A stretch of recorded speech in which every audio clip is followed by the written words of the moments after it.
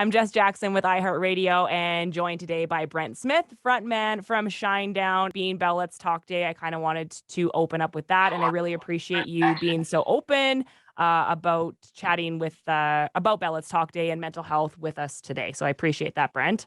My pleasure. Thanks for taking the time out of your day to talk to me. Of course. Do you just want to kind of talk about your own mental health struggles? You've been open and honest about it before. Maybe did you have kind of an aha moment that, opened things up for you and brought everything to light? I don't necessarily know if it was an aha moment. I mean, oftentimes when you're talking about substance abuse and you're talking about drug addiction, the main thing that happens for a lot of people that deal with this is that they have to hit a rock bottom before they're really, really ready to change. But in some instances, you have to look at, we often say that it shouldn't be about the painter, it should be about the painting. So you have to kind of take a step back sometimes and look at the vastness of the landscape. But for me, there were two major things that happened. My son was born in 2007. He's 14 now, with an opinion, so that's fun. And but the moment he was born, my son saved me from my vanity and saved me, in a lot of ways, saved my life, because he made me understand that it was no longer about me. I'm no good to him if I'm dead. So that was a huge thing that got me clean.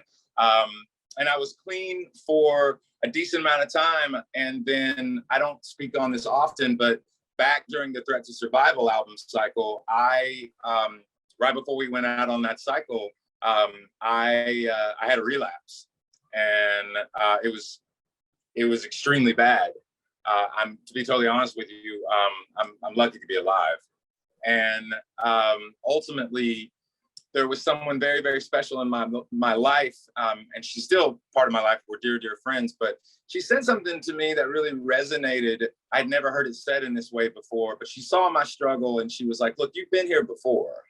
And you've dealt with this before, but you're running out of lives, man." And the thing is that she said something to me then that really kind of changed everything for me. She goes, "Let me tell you something. You are way more dangerous when you're sober. When you're clear-headed and focused and locked in, that's when you are the most dangerous." And what she meant by that was, that's when I have all my facilities about me. That's when I have all my wits about me. Like when I'm clear-headed and I understand what it is I need to do. Because I'm a taskmaster, but I'm also, people look to me to know what to do. I'm usually the one that's creating the plan, but I'm only as good as the people I surround myself with. So I'm always trying to be the hardest worker in the room. But, for me, it was always with substance abuse, it was always an excuse. Like, I just need something to turn my brain off, or I just want to go to sleep, or it won't stop. Well, guess what? It's never going to stop. You know what I mean? It's how you handle it. It's how you evolve more than anything. And I've never been anybody that really dealt with or utilized a program or a rehab facility. I have had to do it on my own, but in a lot of ways, I've never been on my own. I'm the luckiest guy in the world because of the three guys that I'm in a band with, because those dudes have never judged me. I remember Zach one time telling me, he was just like, Zach and Barry both, they were like, "Look, man, we're not cops. You know what I mean? We're not trying to take you in anywhere, but we're watching you destroy yourself. And, we don't necessarily know what to say or do, but we're here for you. And, all they've ever done is, if I fell, they've picked me back up." And somebody that I've had a lot of conversations, me and Eric, man, like me and Eric will kind of just, as our relationship has gotten stronger and, as, the four of us has been out there, like me and Eric have a lot of talks, man. We try to never be quiet. You know what I mean? That's the worst thing you can do. Like with mental health, I would tell people, one of the biggest things that will help you is remember to not stay quiet. Like that's not a good thing. Like when you you bottle things up and it becomes a pressure cooker. And when you don't talk to somebody or when you don't release it, it's eventually going to explode. And For a long time, I think that mental health was looked at as a weakness, especially people that were in power or people that were in a leadership role, especially like in sports and what have you. They would demonize that, for years and years, like because somebody was like, hey, man, I don't feel good. Well, take an aspirin. No, I don't mean like that. Like, I don't feel like myself up top. Like there's something going on in my house. I got an intruder, in my house, in my brain, and I need some help. And it's like, we'll just deal with it, and I think now what has happened is people have understood that they're not necessarily trying to get sympathy. They're not trying to be dramatic. Like people, they don't understand what's going on and they need to talk to somebody. And that a lot of times is the first step. And it's a very courageous thing to do. It takes a lot of bravery to ask somebody for help from a mental standpoint, because you don't want them to think like there's something wrong with you or that you're crazy or, that you're losing your mind. That's not the case. You're just evolving and you need help with that evolution. Wow, very well said, and completely agree with you. Can you talk a little bit too about maybe someone that is going through the same struggles and, maybe they have had, a slip and it's giving them that motivation to, get back up, dust yourself off and try it again? Yeah, I think that what you got to remember is that it might sound simple, but Rome wasn't built in a day. So you got to do it one day at a time. I know that some people may see this, a lot of people will see this and be like, yeah, it's easier said than done. Well, you're absolutely right. You could look at it like that, but if it was easy, it really wouldn't be worth it, would it? If it was handed to you and you didn't go through the journey and you didn't go through all of those obstacles, a lot of times that's the most crucial thing you have to remember is also too, if you do slip, don't beat yourself up. You know what I mean? Like that, what you did. It's not the end of the world. And, but what you got to really maintain is that it doesn't become the end of the world, because I got a lot of friends in my life that mean the world to me. And they were wonderful people. And unfortunately, they're not here anymore. And some of them by their own hand and some of them, because it was accidental.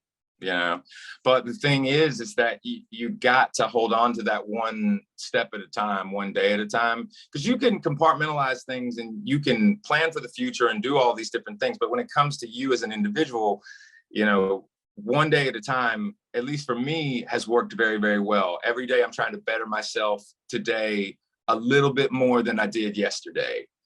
And that also takes time.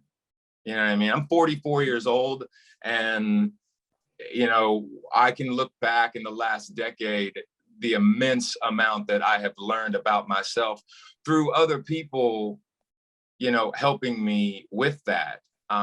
Once again, it goes back to, the worst thing you can do is be quiet.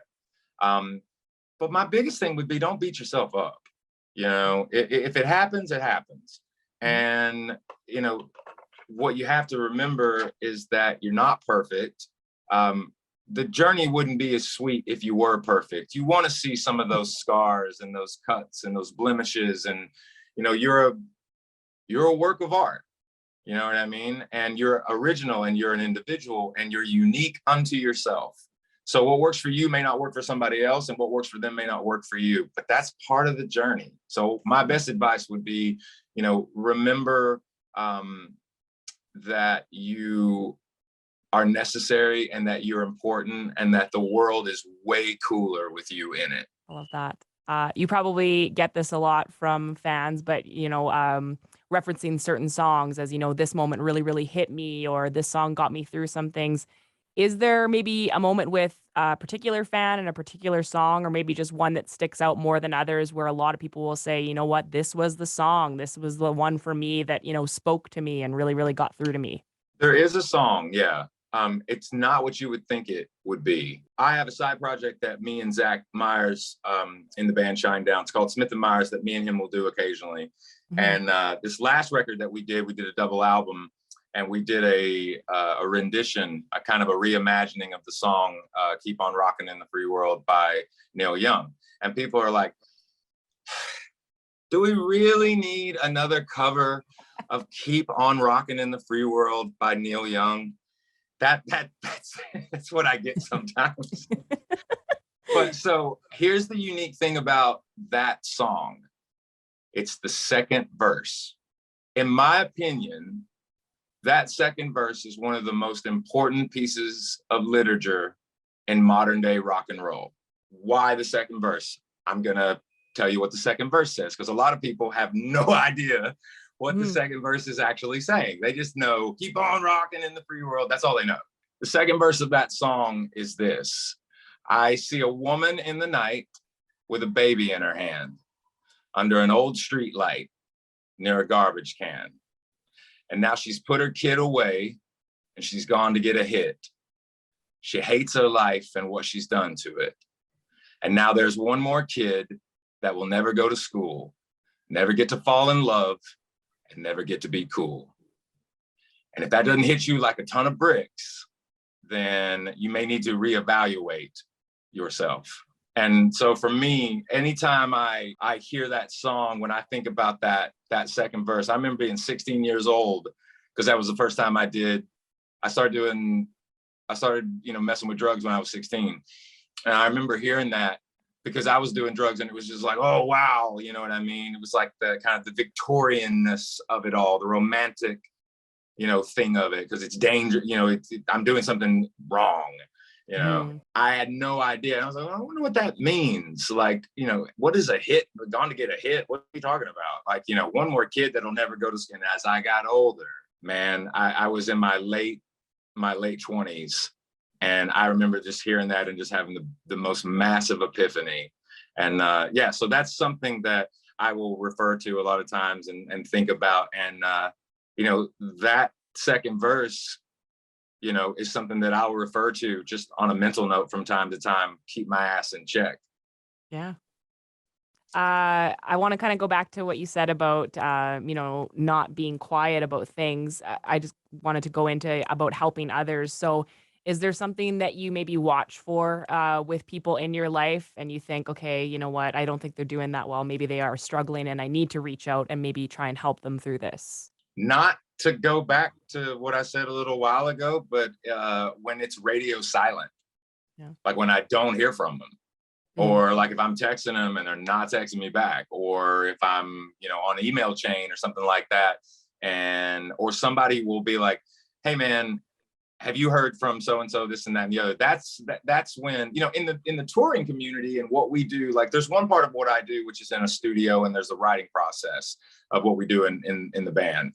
And then there's a whole other element of it, which is what we do when we go on the road. I mean, we are in a industry that you're never in the same place longer than, 12 hours a lot of times. And, I'm on the road 280 days out of the year, regardless if I'm on tour, because I travel so much, because I'm doing so much, outside of the artistic side of things. I'm also doing a lot of the business involved in the industry and what have you. So yeah, when like you don't hear from people, or like all of a sudden you saw them and they did not look good, and you don't do anything at that moment in time, but then you reach out and kind of see what's going on. But that's kind of like the biggest thing. Like when you notice someone not there, and you have an instinct as a human being too, like we're very in tune with one another. And that's what I would look for more than anything, is if there's a change in attitude, if there's a change in just demeanor, if you've noticed, like even down to hygiene, like if you notice, like, they're not taking showers, or their hair is greasy, or like, they're not normally like that. They're very well kept most of the time. And all of a sudden they're not doing that. They're kind of, you're like, I don't recognize you. Sometimes it's not rocket science. It's right there in front of you. Mm-hmm. Thank you so much for the inspiring words. And really appreciate it. You take care of yourself. Thanks again for all the support. And it was awesome to talk to you.